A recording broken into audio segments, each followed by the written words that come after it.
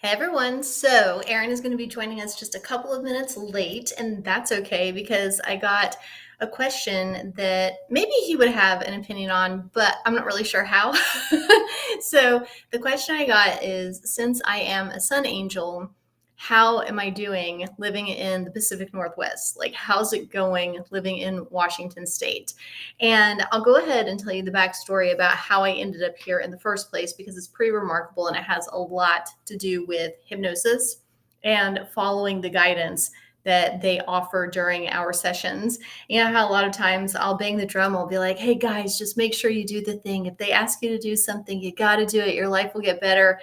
And one time I had a person ask me where, for me personally, where does the rubber meet the road regarding that? And I was like, well, what do you mean? And he said, well, if you got sick, for example, would you take yourself into hypnosis or would you go to the doctor? I was like, oh, for sure, hypnosis first. I said, now they might tell me to go to the doctor. That would be very surprising. But if they did, I would go.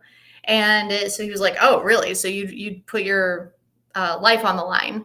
I was like, yeah, but like, it doesn't feel like that to me. And then I said, as far as where the rubber meets the road, the reason, and I was having this conversation with him out in Redmond Watershed, which is a really pretty park.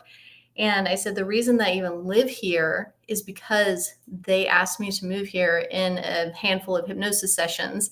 I didn't know a soul when I moved here. And his eyes got really big. I was like, yeah, so I really practice what I preach. And it can be very scary, but I do it anyway because I have learned along the way that even when it's scary, that my life always gets better. So the background about how I ended up out here, not knowing a soul, and having only visited here maybe 2 or 3 times, probably 3, maybe 4. I really like it out here, but anyway, I didn't know anybody, and I only visited a handful of times.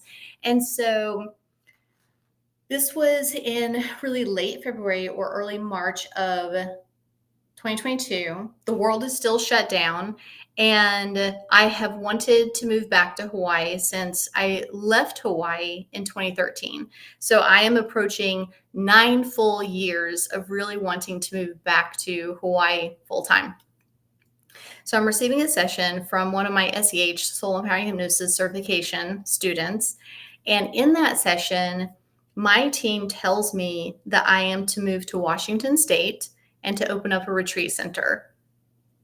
And I don't even, so much wisdom comes in hypnosis sessions that I guarantee I have forgotten a fair amount of the things that have come in. That's why it's always good to revisit your session recordings. That one stood out to me so much because it was just so weird. My top 3 states are Hawaii, Washington, and Arizona. So it's not like I dislike Washington. I love Washington, but it was so weird in terms of that I had wanted so badly to get back home to Hawaii. And they were telling me I was going to Washington. I was like, I haven't even gotten to Hawaii yet. I'm still stuck in Virginia. I don't want to even think about another state. Eye on the prize, Hawaii. So they say that. And then looking back again, because it's so weird, there were these little moments in sessions that I do remember that do stand out to me. Actually, a couple of months prior to that, when I was receiving a session from a different SEH certification student, I remember them, a lot of it had to do with Hawaii. The person who was facilitating the session lives in Hawaii. And they then said to me this very strange sentence, which is,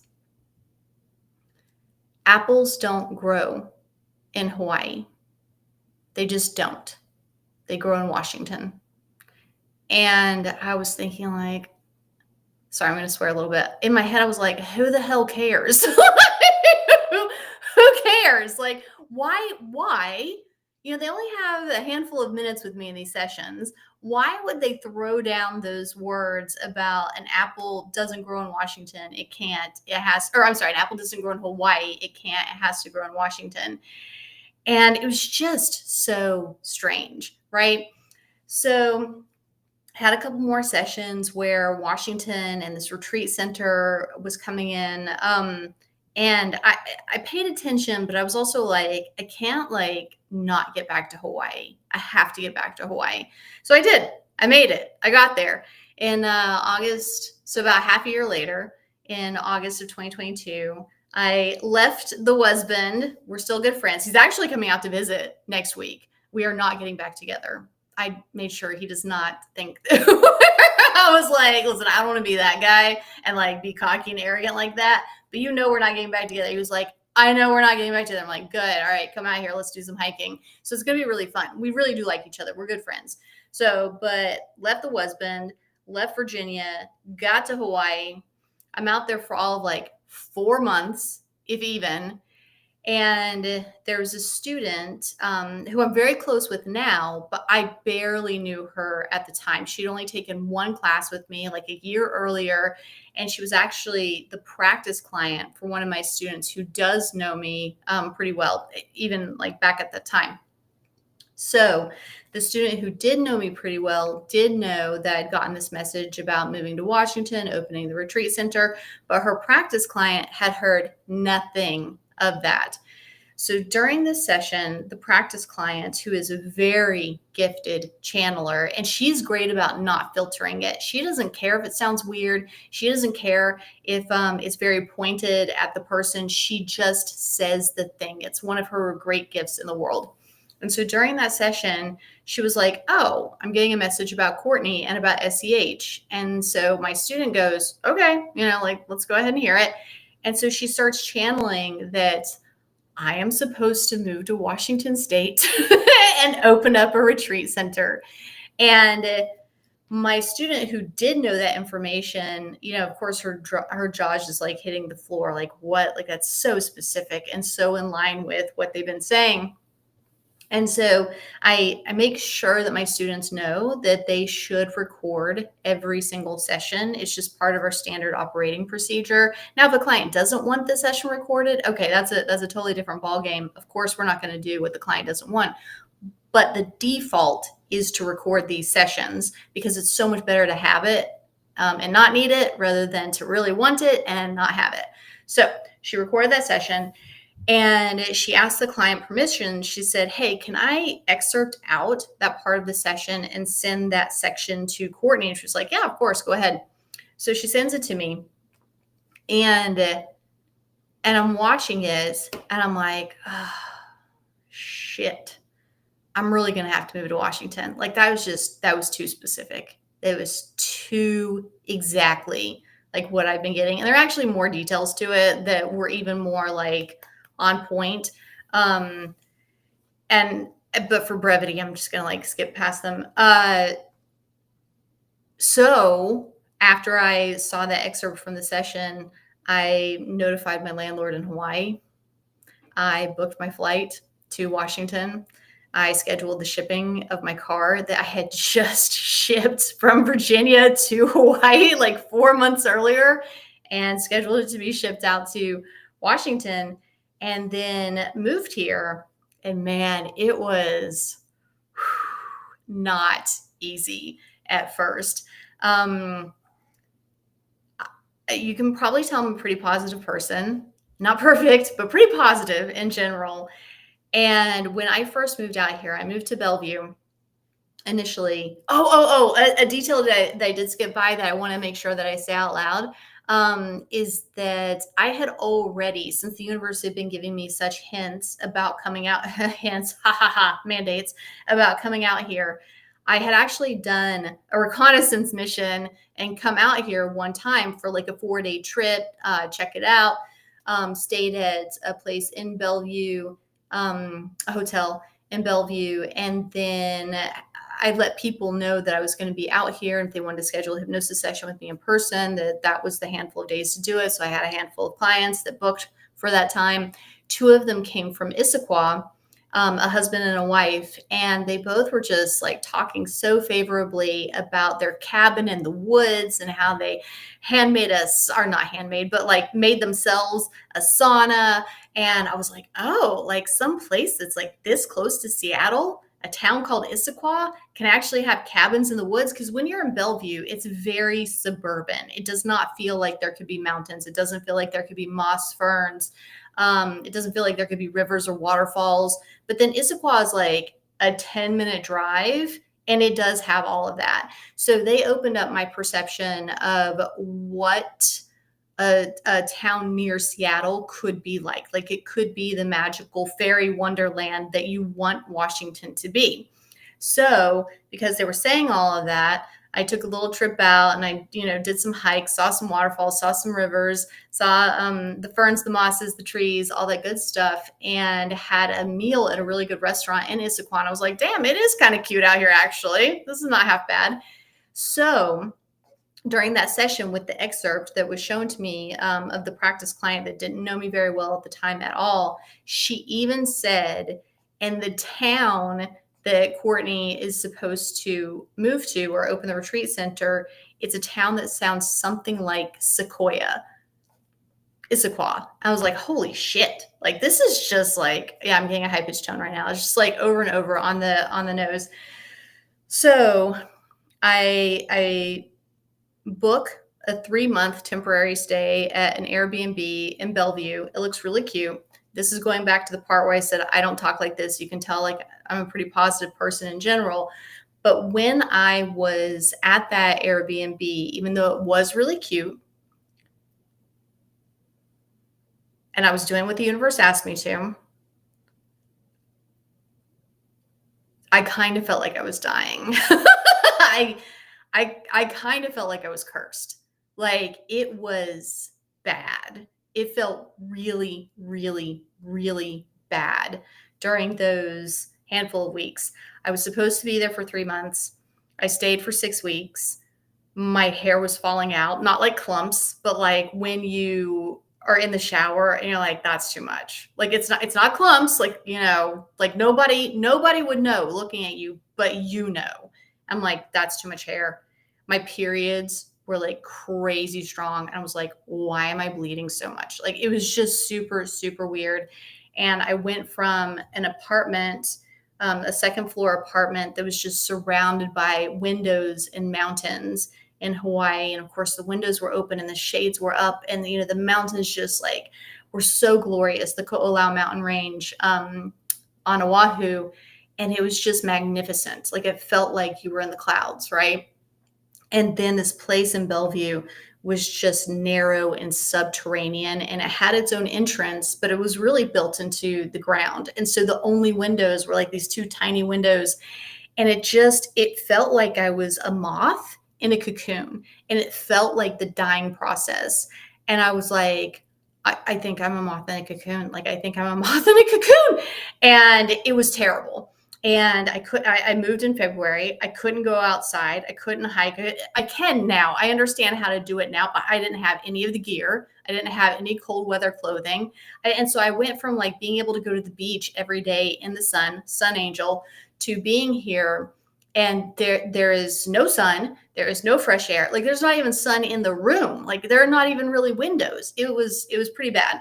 And to top it all off, this is a detail I don't normally share, but I'm buying Aaron some time. Let's see if he's written to me. Oh, okay, he's trying to log on now. Okay, but to buy him a little bit more time. This is really like so weird. To top it all off, the reason that I stayed there for only 6 weeks in Bellevue instead of 3 months is that I was 43 at the time, and I had a 71-year-old landlord who apparently has a lot of confidence. And he, my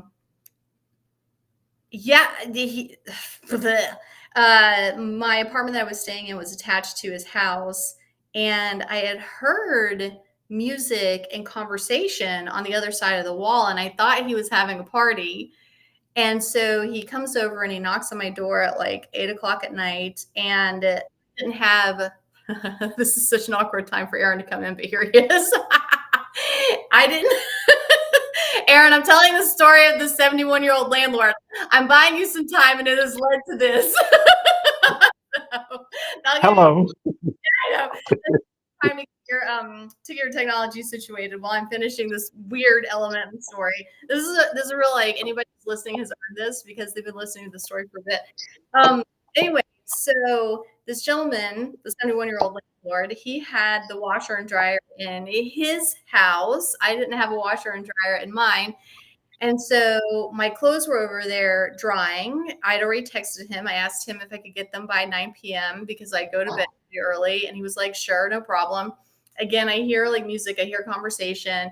Then at around 8 p.m., he knocks on my door and he asks if I want to come over. And I was like, sure. Like, I think that he's inviting me to this little get together that I can hear through the wall. And, there's still music playing. And he has like, people have like red wine on their teeth sometimes. And he has a little bit of that. I'm like, oh, so he's been having a good time. So I go over and then, yeah, like while I'm just waiting for my laundry and there's no other person over there, he's got like wine out. He has the fireplace going. He offers me some wine. I don't drink. I was like, no, thank you. He's like, you sure? Poured a second glass. And I was like, you better be pouring enough for you because I'm not going to have any of that. So kind of like, he's one of those really, really successful people that you can tell is used to getting his way and doesn't mind like pushing in an effort to get his way. And he had also told me a story about how he had dated like a 46-year-old like the year before. And I was just thinking, like, the vibes about this are bad. I just want my laundry. I thought there were other people over here. Like, I'm not saying any of that out loud, but I'm like, in my head, I'm like, I just want my laundry. And like, now I'm really worried about my underwear being over here. and I thought there were going to be other people over there. I did not know I was walking into that type of situation. Anyway, so Mr. Confidence like tried to kiss me twice, uncomfortable. And it's funny because you get to find out like what you will do in a situation like that, like what part of your personality comes out.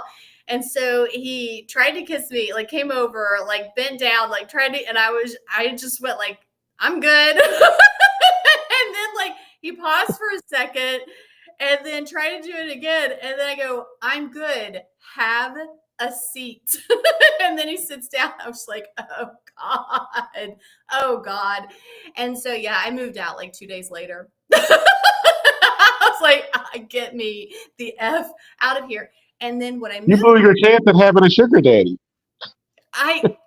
it's like, I'm not really into sugar. You know what I mean? Like, I don't have a sweet tooth. It's not my style. Like, hard pass. But so like the it's so gross. Anyway, so the nice ending is that I actually fled to this townhouse that I'm in right now. And me moving to this townhouse is the beginning of like my life really shifting gears in a very, very nice direction. And I'm so grateful every day for this place that I live. I'm so grateful every day for the town that I live in. And we know that on a soul level that gentleman is a catalyst for me because he's actually the one who told me about North Bend. Like, he's the one who told me about this, and then him taking those actions that were very inappropriate. That was the thing that made me stay in Bellevue for far less long than I was planning to, and moved me out into North Bend a lot faster. And it is home, and I absolutely love it here so much.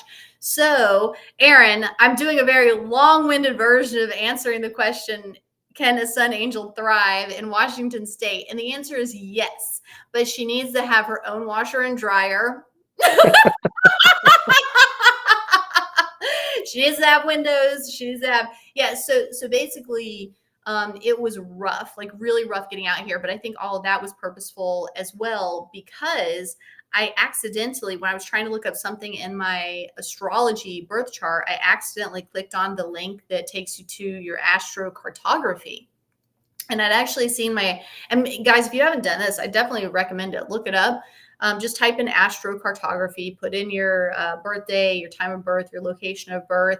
And what you'll see are these lines that go down the latitude of the earth, and will show you these different lines of important places on planet Earth as related to you and your soul in this incarnation. And I had already seen this chart before, this astrocartography map before, and I had noticed that a lot of my lines cut right through where Hawaii is. Go figure.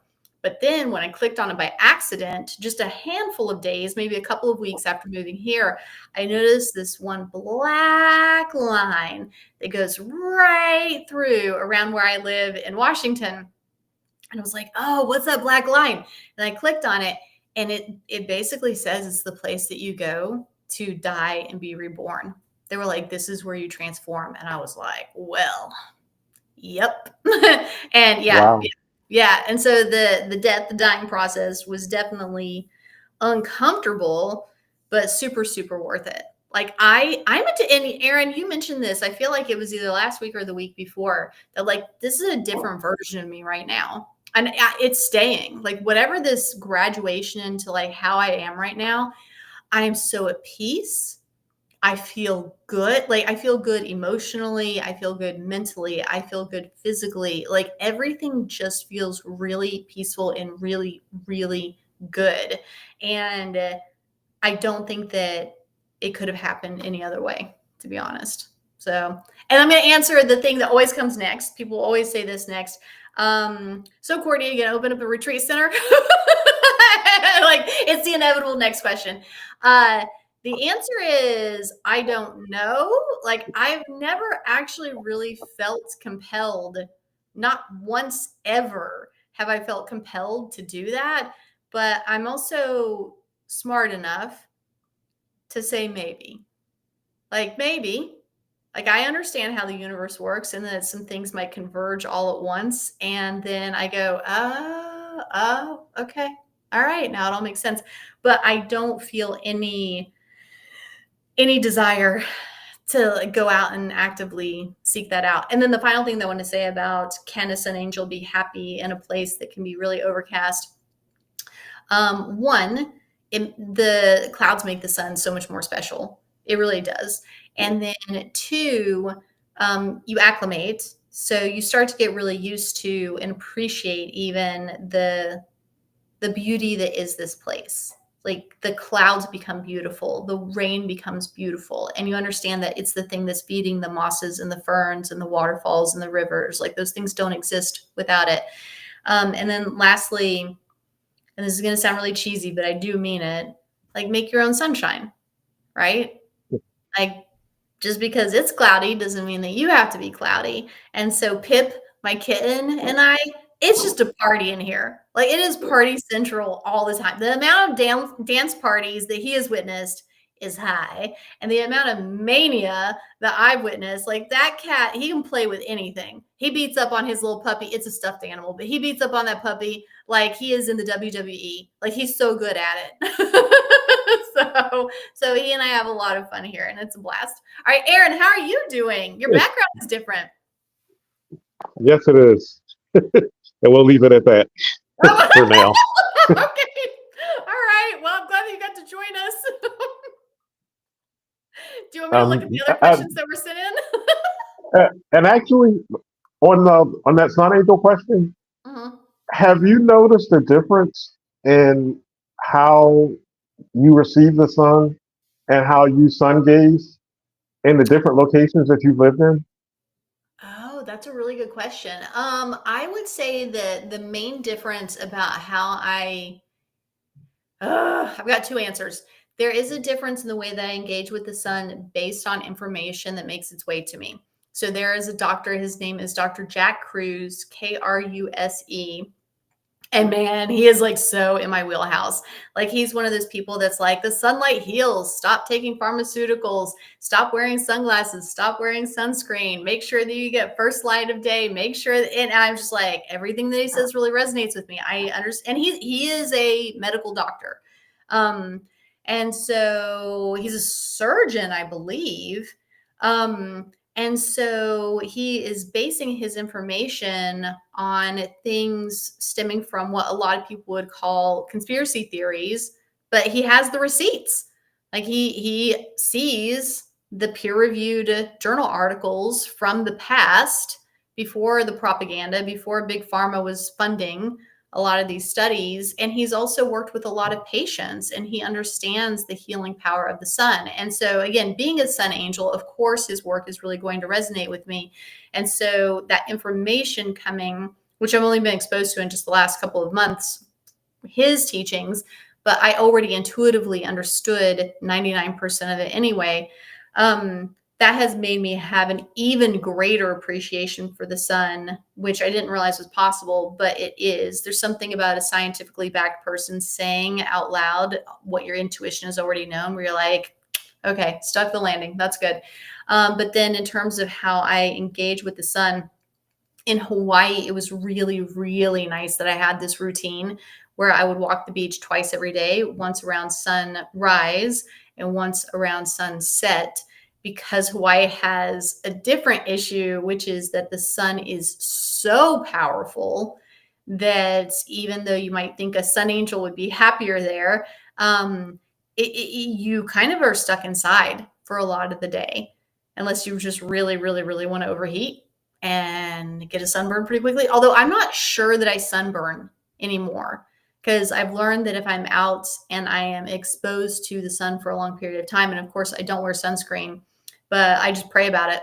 Where I'm just like, hey, can you guys protect me? Because I'm going to be exposed to this for a pretty extended period of time. I'm not going to cave and wear sunscreen, and I don't get burned. So could be because I've also built up a pretty good base tan, which is a wise thing to do. But yeah, I treat the sun a little bit differently where I am, just based on like my respect for it. Have you And always been in the mid-Atlantic? yeah, I've Always in always lived Pennsylvania? in this region. Um, Pennsylvania. I lived briefly in Buffalo for a few years. Oh, Um, this is a little sun and deprived there, right? Buffalo had the reputation for all the bad snows that they had, but I enjoyed Buffalo, Oh, and the good. weather was not anything close to what I was expecting when I had moved there. I realized that all the stories were just stories based on two consecutive storms that were storm of the century type storms that hit them. But the only thing is, it was cold. It was definitely cold. Oh, well, yeah. I got to spend some time in Buffalo, and it was pretty there. Like, I think it has a much worse reputation than it deserves. All right. So, is there anything else you want to say about the sun, or shall we look at the other questions that we have sent in? Let's continue on. Okay. Are you are you looking at the comments at all? Oh, yeah. This person who clearly needs more hugs. Fan, I think you need to get out and get some sun. You really need to get out and get some sun. It's one of those things where I'm like, I don't know if Finn is a guy or a girl. I guess that's probably a guy's name, but I'm like, Finn needs some hugs. I'm pretty sure Finn is a guy. Probably. Anytime people log on and make comments, even if it's just one comment, I'm always like, what are these people doing that they have this much time on their hands? That's honestly my first reaction. Like, my second reaction It, is needs more hugs. My first reaction is like, how do they have all of this time on their hands? Fan, I'm glad you're here. I'm truly glad, and I'm grateful that you are here. In fact, if you have a question, please ask a question. I would love for you to ask a question. I think the question is, why am I talking so much? because because we're here to help educate. And then what's funny is the comments that come in to my hypnosis sessions. They're like, "Why is she being so quiet?" Because it's hypnosis. That's why. Anyway, I try not to, or I don't try. I just don't even worry about the comments. Usually, they either perplex or amuse me. The only thing that ever concerns me about the comments is I do fret a little bit that maybe they're distracting the people who want to learn. And that bums me out a little bit. But then I have to remember that they are also very wise people, very conscientious, very sound of mind. And so they can buffer themselves as well as I can buffer myself. So then I remember, like, oh, okay, I don't need to fret. All right. Then, And Finn made a comment that I just want to make note of. Finn made a comment. No medical doctor would ever advise to stop wearing sunscreen. And the and this is my opinion, and Courtney, you would probably agree. Yeah. Just like you said, you're not affected by the sun. You've been going out in the sun and basically taking in the sun all of your life, No, correct? no. No? Remember, I had How abusive long? parents. This is like Oh, this I is a forgot. weird I thing forgot. about my abusive parents. Yeah. Uh, so go ahead and get to. I bet you can make your point without thinking that I've been in the sun my whole life. But then we'll like get back to the weird abuse. The For most people come from a generational trauma is a real thing where it goes from generation to generation. We're taught when I was really young, I was taught that you don't look at the sun, you don't go out in the sun and stay in the sun. So if you're taught these things, it continues to cycle down through generations. And people were taught, and in my opinion, they were taught because society did not want people to take in the sun and observe the results of taking in the sun. So they Yeah. created a fear paradigm regarding the sun, and it's going to make you go blind and it's going to give you sunburn. So we're still in the phase of people starting to realize that some of the things they were told that were not true. A lot of people, if they're taught that you have to have some type of sunscreen on to be out in the sun, they bring that truth to reality because it's in their head, and they're Mhm. creating that actual issue of getting sunburned. And I'm not saying don't go out without sunscreen. If that's what you're used to doing, that's what you have to do until you decide that you don't need to. Now, if I'm you have a saying it. skin Go out issue, without that's true. it. That's the best thing to do. Yeah. That's definitely the best thing to do. Yeah. I'm just saying like try it because the sun is so healing for the skin. But the huge key is to not wear sunglasses. So if you're going to not wear sunscreen, please make sure that you're also not wearing sunglasses because what happens is remember, we have been evolving for a very, very long period of time. And we have been evolving and coexisting with the sun. And so this invention of sunglasses, what it's doing is when we're wearing the sunglasses, it is turning off receptors that are activated in our eyes. Our eyes go, oh, sun. And then the activation will then cause natural sunscreen, if you will, to start to kick in our bodies. Remember, we are amazing things. We've been here for a very long time. We've been with the sun for a very long time. And so to put something foreign that blocks our connection to this thing that is one of the sources of life, you could imagine that maybe our bodies would start to do wonky things like poorly react to the sun. So if somebody's going to go out without sunscreen, please, please also make sure that you're not wearing sunglasses because your natural sunscreen is not going to kick in the same way if you're wearing sunglasses. And by the way, this is not the only medical doctor who is talking about this. There are actually a lot of doctors who have been talking about this for a long time. And it's just that they don't get a platform because there is so much propaganda, there is so much brainwashing that it's very easy to dismiss this person or these people and say, like, oh, they're nut jobs. Oh, it's pseudoscience.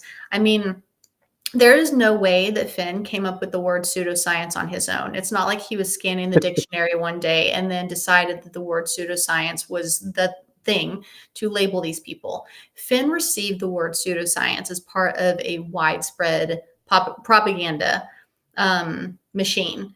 And there are so many phrases that are on the tips of our tongues because they are so prevalent as part of the propaganda machine. So the term conspiracy theorist, right? Tinfoil hats, pseudoscience, using the term placebo as a negative word when it's actually a very positive word if you think about what it is. It's the power of the mind. The power of the mind is amazing. Like how did the word placebo get turned into an insult or a negative? Like that one question, I feel like if I had only one question to ask people to try to say, like, do you think that propaganda is pervasive in our world, it would probably be that one. Why do people think that the word placebo is negative? I really think that one question should wake up a lot of people because placebo is amazing. And Mhm. I was not the one who woke myself up to it. It was actually Charles. Charles, the husband, he's the one. I remember we were in Hawaii. We were on a walk one day in the evening, and he was like, I don't understand why people say that placebo is a negative thing. Like, it's actually very powerful. I'm just like, oh, you're, and this was before I started hypnosis. I was like, oh, like, you're so right. You're right. So, yeah, that one's a thinker. So, anyway, oh, Finn, did you notice that? I'm pretty sure as soon as we started to talk about Finn, he immediately scurried off. Talk about He's sunlight gone. and dark. I Oh, think he like I'm the sorry that light he's hit him gone. and like a little cockroach. He scurried off. And, So okay, and and then I want to answer another question. J. Manuel Ramirez referred to he, me as a young man. no, Thank he's you. the I best. appreciate that. Yeah, he's um, the best. and just in regards to your question, I do teach workshops from time to time. So just keep following here or follow me on IG because I regularly do workshops. It's been a while since I've done any, but it is something that I do. Go ahead and say your handle because even though I can read your handle, I think that when people maybe are on their phones or they're not noticing the text, it's a little small. So I would go ahead and say what your handle is as well. It's peace, the number four healers, and that's IG. And Gmail is peace, the number four healers at gmail.com. All right, and then we're gonna circle back to the sun for just a second. We'll talk about the weird abuse thing too, because this comment that also came in, somebody mentioned that when she was younger, this is Chrissy. Chrissy has also lived in Washington State and in Hawaii, which she thinks is really a fun coincidence. And then she said that whenever she was little, she was in the back of her parents' car, silently contemplating religion, and then she blurted out, quote, I think I'm going to worship the sun. Good girl.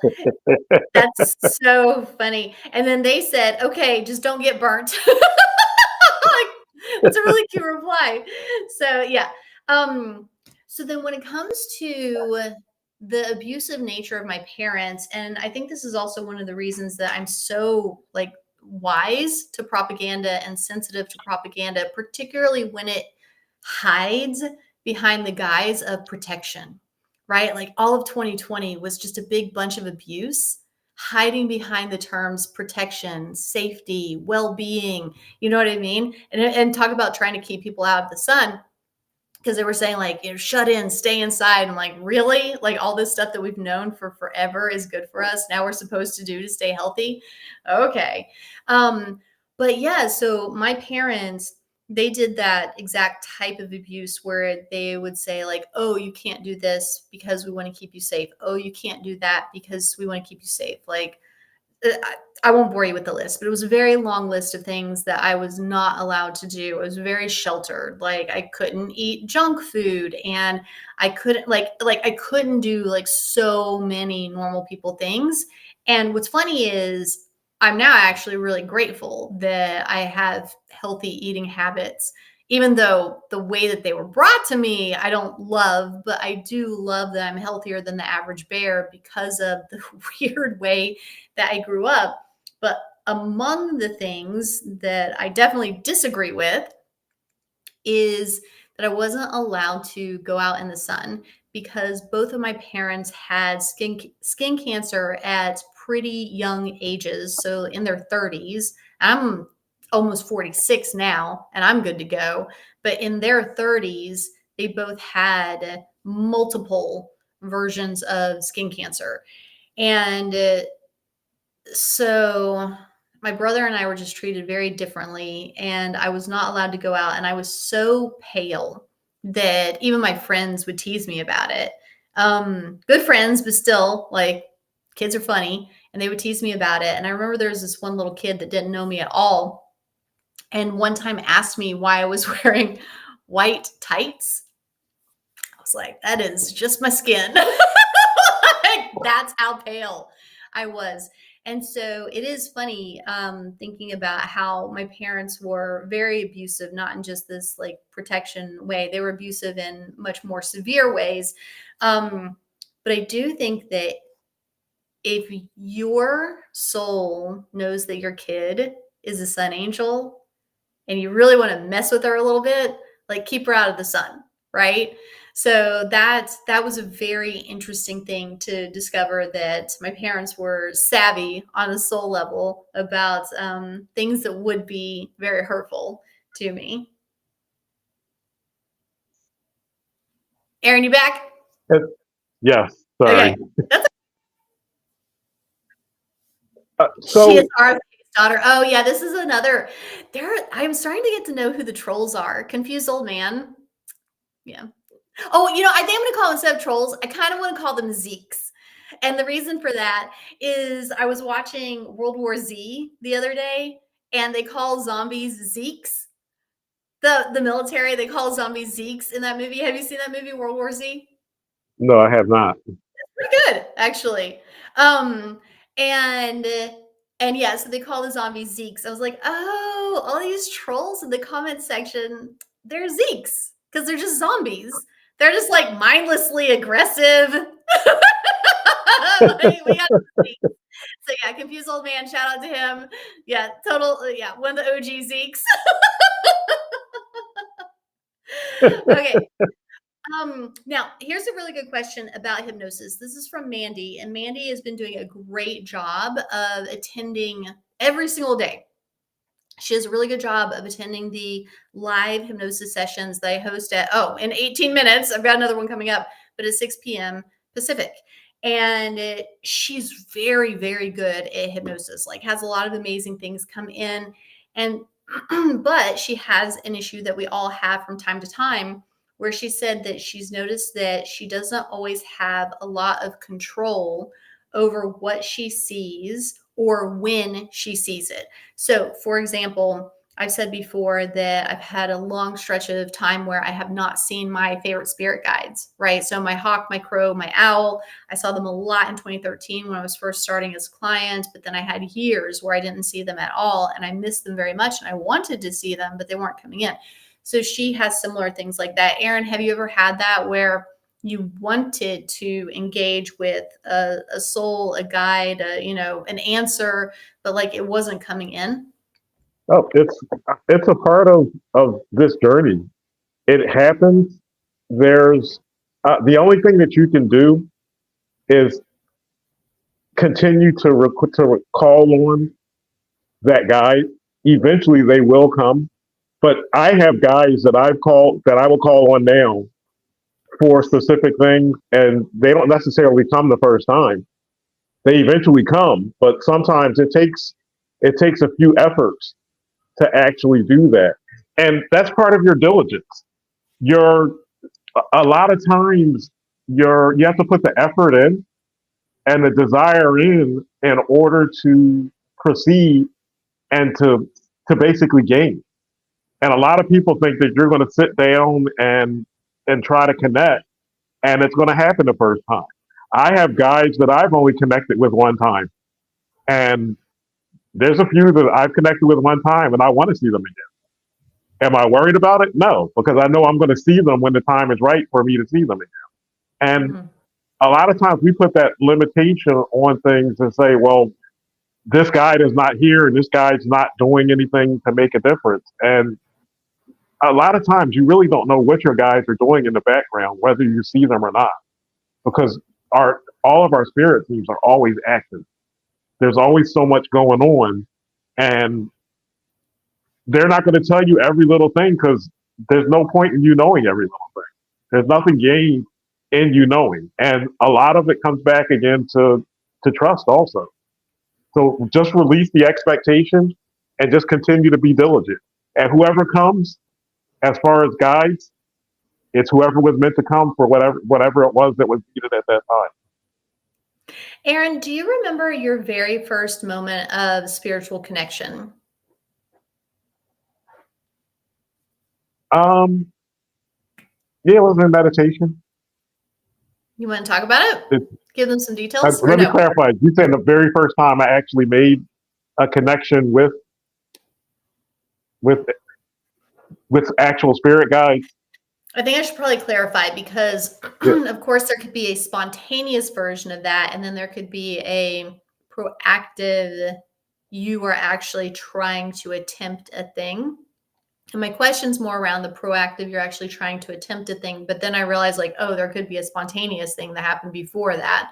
So however you want to answer it, but I do want to get to the proactive because it goes in line with, well, if you're trying to do a thing, what is the experience like? So for just for me, I had understanding of guides, but I had no what I would consider absolute connection.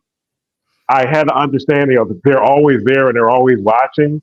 When I went had a Reiki session, and the practitioner asked right away, she asked me a question. She asked me what kind of work I did, and I told her what I did, and she literally said, "Your guides are saying you're not going to be doing that for long." And when she said that, I was kind of confused, but it was rather humorous, and I could feel a bit of laughter from my guides in that particular instance, and she acknowledged that they were laughing as well. Um, so that was my first initial, but then in meditation, probably not many days later, I was meditating with crystals, and in that meditation, one of my most important guides came to me and basically set me on this path of more understanding and just direction. And the thing is, a lot of people, they're looking for something specific as far as how they connect. And you have to understand how you connect in order to understand that you are connected. I talk to people all the time that have been connecting all of their lives, and have been connecting before that, but I had no understanding of it to be able to say that I was. I know now that I was back then, but my first conscious time would have been in that meditation. And in that meditation, the that guy gave me a lot of information, and the downloads that came from connecting with that guy basically built on to by making connections with more and more of my spirit, and to where it is today, where it's constant. And go ahead. Do you want to give some examples? Because I know people who are listening will probably be curious about when you said that you were connecting in ways that back then you didn't realize you were connecting, but now that you're wiser, more informed, you understand you were connecting. And they might be thinking, like, wait, so what are some examples of ways that you were connecting that you didn't realize it at the time? Because it might tip them off to that they've been connecting more than they realize. Well, the big thing is a lot of people think in terms of clairvoyance. Everyone's seeing because it's always what's constantly seen on television and in movies. And Yeah. they think that that's the way everyone is supposed to get it, and everyone doesn't get it that way. It makes for a great show. It definitely makes for a great show. Clairaudience makes for a great show also. But there's the other clairs. So many people receive information through the other clairs. I'm clairsentient, so I was actually getting information through my clairsentience, and I had no understanding of it at that time. I just knew I would get a sick feeling at times. I knew that I could always judge a person just immediately as far as what type of individual that they were. I knew that I could do that, but as far as the actual connection and what I was getting, I didn't fully understand. And also, the clear cognizance is clear knowing. When you have clear cognizance, you have no way of understanding or putting a reason to what you're getting. So for me, I got a lot through clear cognizance, and I'll be the first to admit I would get something through clear cognizance before understanding it, and I would dismiss it. So I dismissed. If you could imagine the number of things that I dismissed over the course of my life up to being 50, that I totally missed because I just didn't have any trust in it and didn't have any understanding that this is my guys talking to me. And the main thing is people have to learn how to connect. and how they're getting that information in.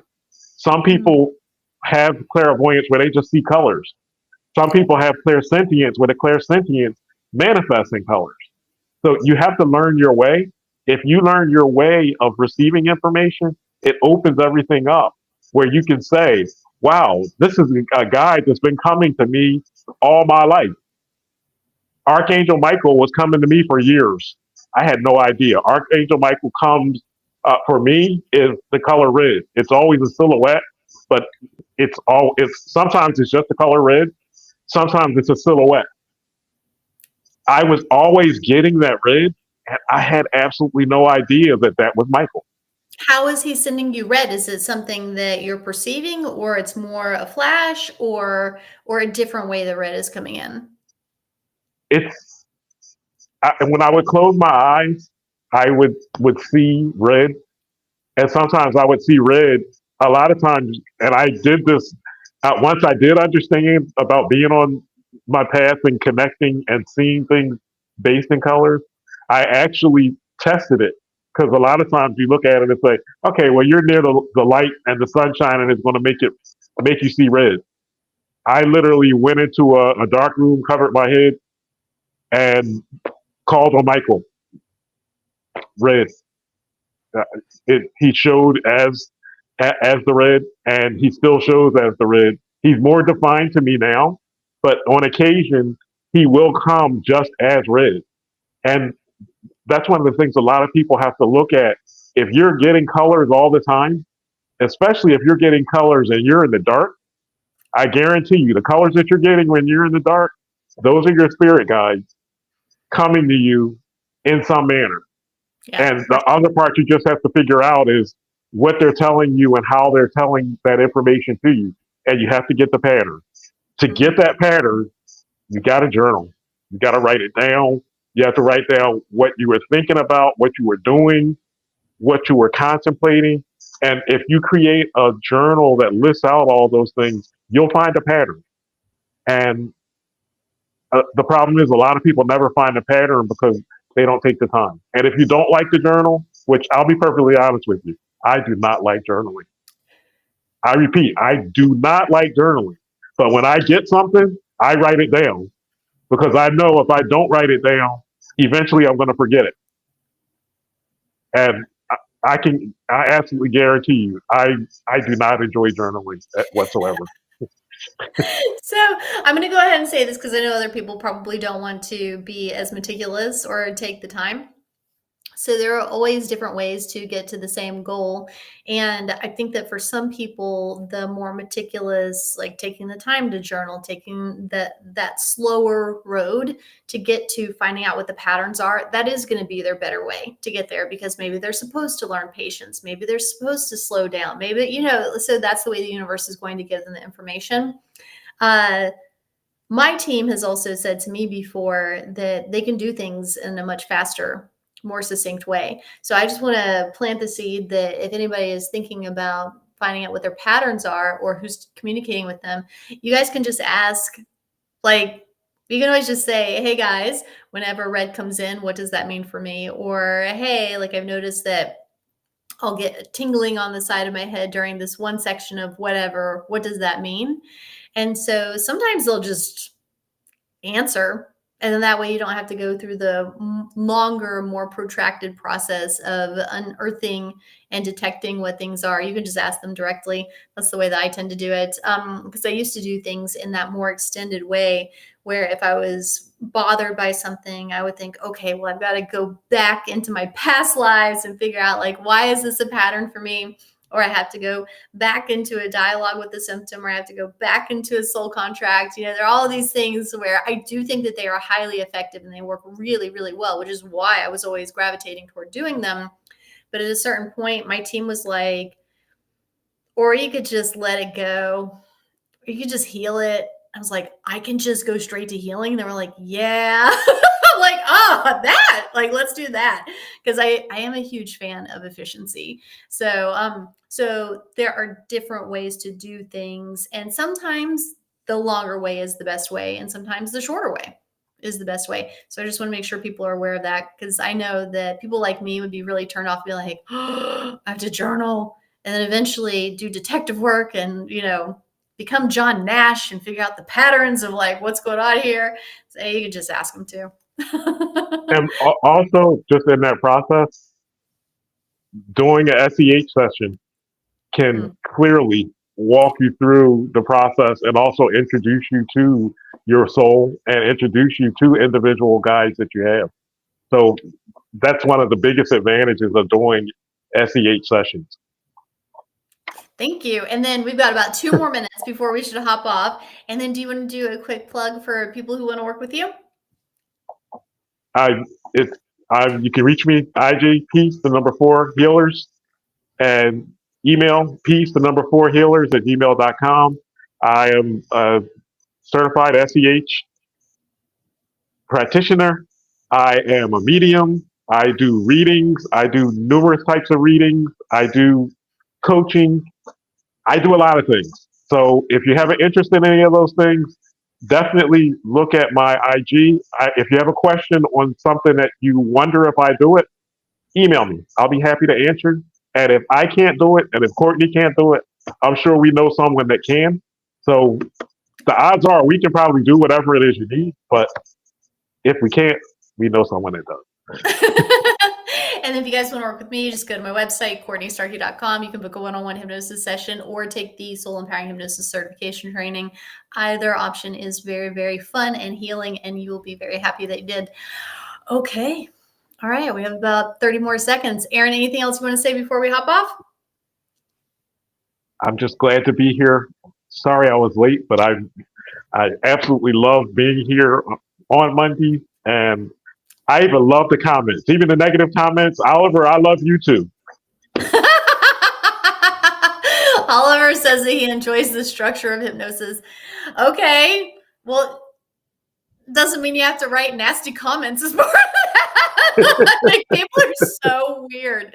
They're so weird. So for me, But Oliver, I'll see you next week. And that other person, I forgot the name. The Finn, crazy old man and Finn, Finn. our confused old We'll man. see you guys next week. I know. We're gonna You don't like it, but you're here. like, we're gonna have the world's crankiest fan base ever.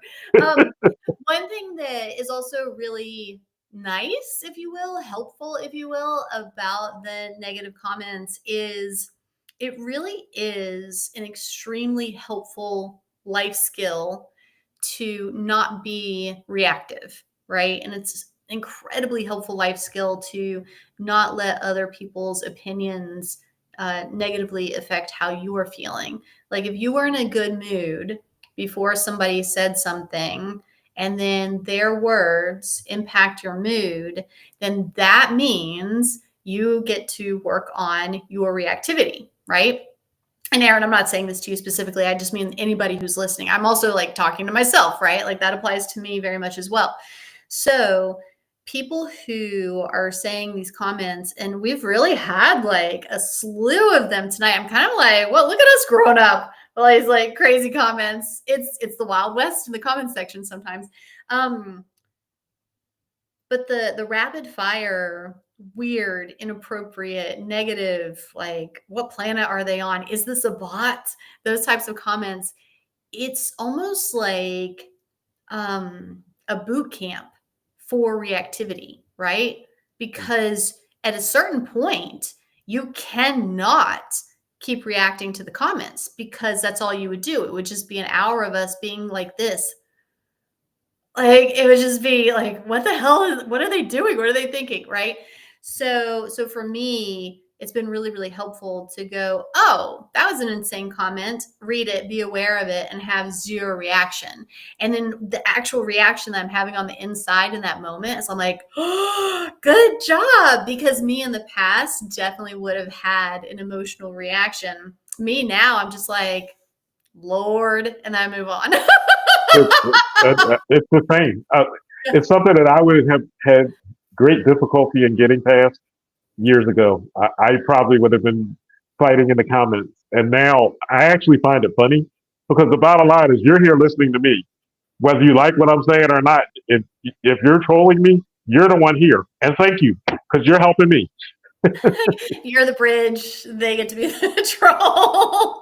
And then there are really lovely people like Jay Manuel. What a sweetheart. So I don't know if you saw it, Aaron, but as we log off, oh, and I'm a minute late. Shit. Okay, I gotta get off and go to the other one. But Jay Manuel says, "Great job tonight. Thank you, Aaron, for your insights, and have a blessed night." Thank you, Jay Manuel. You're a sweetheart. All right, I'm gonna Thank go, you, Jay guys. Emmanuel.